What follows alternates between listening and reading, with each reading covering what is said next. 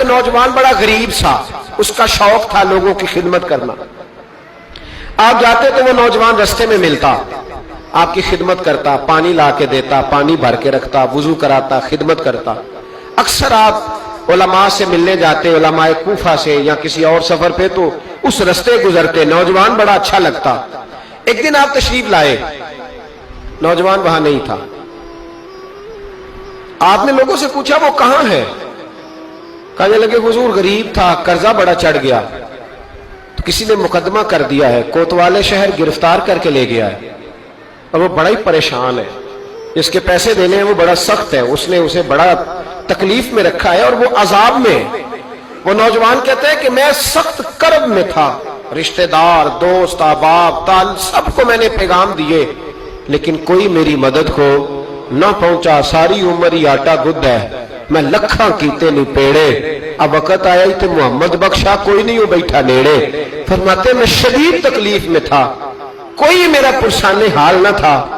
حضرت عبداللہ بن مبارک کو جب پتا چلا تو چپکے سے گئے، کوتوالے شہر کو کونے میں بلایا، فرمایا اگر میں اس کا قرضہ دے دوں تو آزاد کر دو گے؟ اور تم بھی جانتے ہو اور سارا کوفہ جانتا ہے کہ جان بوجھ کے نہیں دبائے، مجبور ہو گیا ہے، غریب ہے، مہلت مانگ رہا ہے، میں دے دوں تو آزاد کا حضور آپ دے دیں، کر دیں گے آزاد۔ کہتے پیسے دیے اور دے کے کہنے لگے ایک وعدہ کر، میری زندگی میں کسی کو بتائے گا تو نہیں کہ میں نے دیے؟ کوتوال کہنے لگا حضور زمانہ حیا کرتا ہے تو میں بھی کروں گا نہیں۔ اب اس میں اختلافی چیزیں بھی اس واقعے میں بزرگوں نے لکھی ہے، کہتے ہیں بتایا، کسی کو بتاؤ گے تو نہیں؟ کہا جناب نہیں بتاؤں گا۔ حضرت عبداللہ بن مبارک رحمت اللہ نے پیسے چکائے، خود سفر پہ چلے گئے، کوتوالے شہر میں آزاد کیا۔ کہا کس نے دیے؟ کہا کوئی نیک تھا جو دے گیا۔ وہ شخص بڑا خوش ہوا، دعائیں دینے لگا، کہتا میں ڈھونڈنے لگا میرا محسن مجھے مل جائے، وہ ملے نہ کبھی مجھے، اس کے ہاتھ چوموں، اس کے پیر چوموں، میں اس کی نوکری کروں، میں تو غلام بے دام بن گیا، کوئی آیا چھڑا کے چلا گیا۔ کہتے میں ڈھونڈنے لگا پر وہ ملتا ہی نہیں، بڑا ڈھونڈا، بڑا تلاش کیا۔ فرماتے ڈھونڈتے ڈھونڈتے تلاش کرتے کرتے عمر بیت گئی۔ جناب عبداللہ بن مبارک کئی دفعہ وہاں آئے تو وہ نوجوان کہتا میں نے بابے کو بڑی نصیحتیں کی، بڑی نصیحتیں کی۔ میں نے کہا حضور آپ بھی نیک ہیں، فلاں مفتی صاحب بھی بڑے نیک ہیں، پر نیک تو وہ تھا نا جو میرے پیسے دے گیا، میں انہی کو نصیحتیں کرتا رہتا، سمجھاتا رہتا۔ تو کہتے وہ مجھے کہتے دعا کر اللہ مجھے بھی ویسا بنا دے۔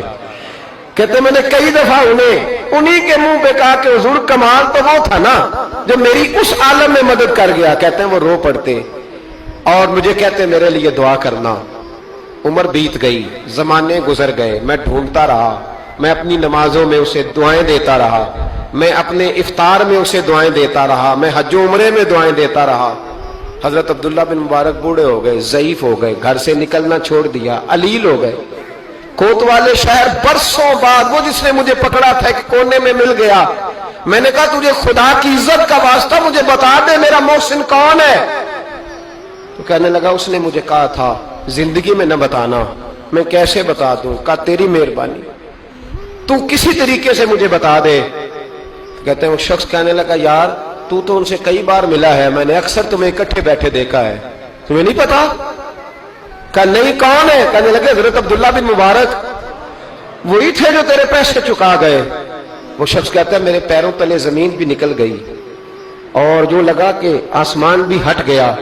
میں دوڑا، میں اسے ڈھونڈوں، کوئی بیٹھا ہوا مجھے دور دعا دیتا، میں ڈوبتا ہوں سمندر اچھال دیتا، ماتے ڈھونڈتا، سر پٹ دوڑتا۔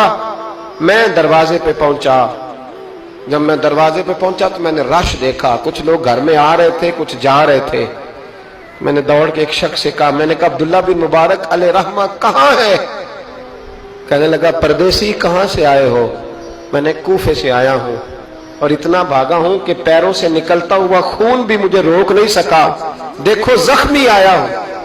تو کہنے لگے بس تو 3 گھنٹے لیٹ ہوا ہے، بس 3 گھنٹے۔